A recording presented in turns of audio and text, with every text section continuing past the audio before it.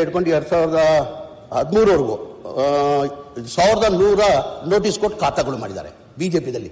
ಎಷ್ಟು 2008 ಹಿಡ್ಕೊಂಡು 2013ವರೆಗೂ 1100 ನೋಟಿಸ್ ಕೊಟ್ಟಿದ್ದಾರೆ. ಅದಾದಮೇಲೆ 2019 ಹಿಡ್ಕೊಂಡು 2023ವರೆಗೂ 4567 ನೋಟಿಸ್ಗಳಿಗೆ ಕೊಟ್ಟಿದ್ದಾರೆ. ಒಟ್ಟಾಗಿ ಬಿಜೆಪಿ ಸರ್ಕಾರ ಇರುವಾಗ 5667 ನೋಟಿಸ್ಗಳು ಬಿಜೆಪಿ ಸರ್ಕಾರ ಕೊಟ್ಟಿದ್ದಾರೆ.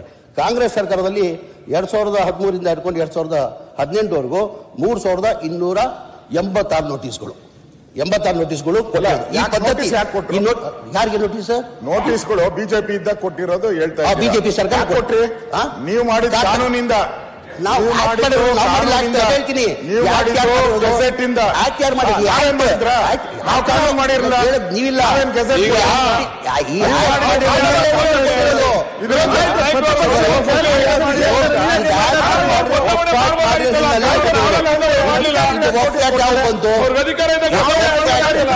ಬಿಫೋರ್ ಇಂಡಿಪೆಂಡೆನ್ಸ್ ಅಲ್ಲಿ 1930 ಬಂತು. 1930 ವಫ್ ಆಕ್ಟ್ ಬಂತು. ಅದಾದ್ಮೇಲೆ ಸ್ವಲ್ಪ ಚೇಂಜಸ್ ಮಾಡ್ಬಿಟ್ಟು 1923 ವಫ್ ಆಕ್ಟ್ ಇರೋದು. ಅದಾದ್ಮೇಲೆ ನಮ್ಮ ಸರ್ಕಾರದಲ್ಲಿ ಆಗಿದ್ದು ನಮ್ಮ ಸರ್ಕಾರದಲ್ಲಿ ನೋಟಿಸ್ ಕೊಟ್ರಿ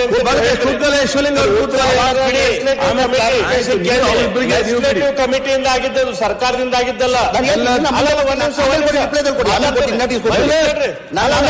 ಲೆಜಿಸ್ಲೇಟಿವ್ ಕಮಿಟಿಯಲ್ಲಿ ಕರೆದು ನಿಮ್ಮ ಮುಖ್ಯಮಂತ್ರಿಗಳ ಇನ್ಸ್ಟ್ರಕ್ಷನ್ ಮೇಲೆ ನಾ ಮಾಡ್ತಾ ಇದ್ದೇನೆ ಅಂತ ನೀವು ಜಮೀನು ಬದಲಾವಣೆ ಆಗ್ತಾ ಇದೆ ನಿಮ್ಮ ಸರ್ಕಾರದಲ್ಲಿ. ನಮ್ಮ ಸರ್ಕಾರದಲ್ಲಿ ಹಂಗಾಗಿದ್ದಿಲ್ಲ. ಉತ್ತರ ಹೇಳಿ.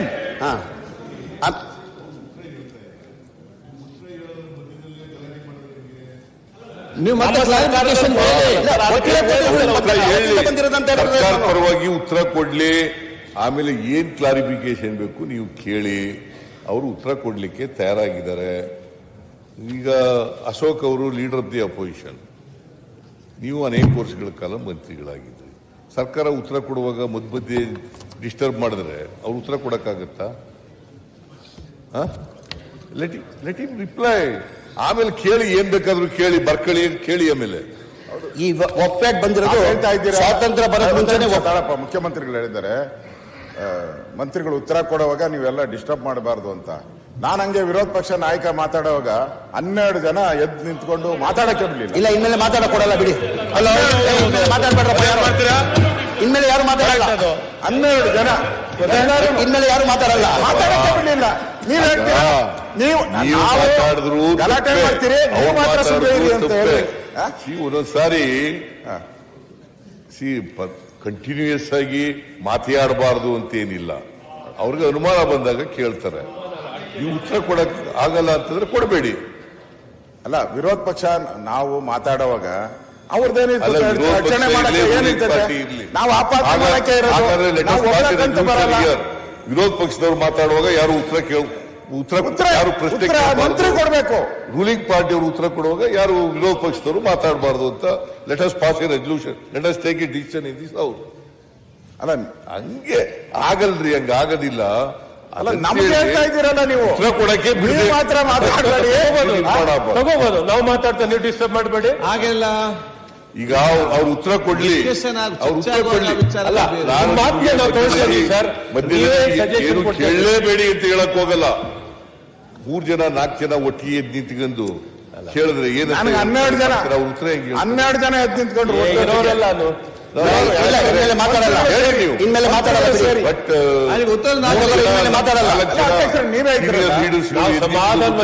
ರೆಕಾರ್ಡ್ ಮಾಡಿದ್ರೆ ನಿಮ್ ಫೋರ್ಸ್ ಅಲ್ಲಿ ಕೇಳೇ ಇಲ್ಲ ಸರ್. ನಿಮ್ ಫೋರ್ಸ್ ಅಲ್ಲಿ ನಾವು ಕೇಳೇ ಇಲ್ಲ ಸರ್. ರೆಕಾರ್ಡ್ ತೆಗೆದು ಮುಖ್ಯಮಂತ್ರಿಗಳು ರೆಕಾರ್ಡ್ಸ್ ತೆಗಿಸಿ ನೋಡಿ ಯಾರ್ಯಾರು ಡಿಸ್ಟರ್ಬ್ ಮಾಡಿದ್ರು, ಎಷ್ಟೇ ಜನ ಎದ್ದಿದ್ರು. ಇನ್ಮೇಲೆ ಮಾಡಲ್ಲ ಅಂತ ಬಿಡಿ, ಇನ್ಮೇಲೆ ಮಾಡಲ್ಲ. ನಮ್ದು ಹೇಳ್ತೀರಾ ನೀವು ಸಾವಧಾನವಾಗಿ ನಡ್ಕೊಳ್ಳಿ. ನಮ್ಮವ್ರು ಮಾಡೋದೇ ಹಿಂಗೆ, ನಮ್ಮವ್ರು ಇದೇ ಕೆಲಸದಲ್ಲೇ ಬಂದಿರೋದು, ಅದೇ ಅಭ್ಯಾಸ ಅವ್ರಿಗೆ ಅನ್ನೋ ತರ ಹೇಳ್ತಾ ಇದ್ದೀರಾ. ಅದೇ ಅಭ್ಯಾಸ ಆದ್ರೆ ಬಿಟ್ಬಿಡೋಣ. ನನಗೆ ಹೋದ್ ಸಾರಿ ಉತ್ತರನೇ ಕೊಡಕ್ ಬಿಡ್ಲಿಲ್ಲ, ಬಾವಿಗಿಳಿದು ಬಿಟ್ರಿ.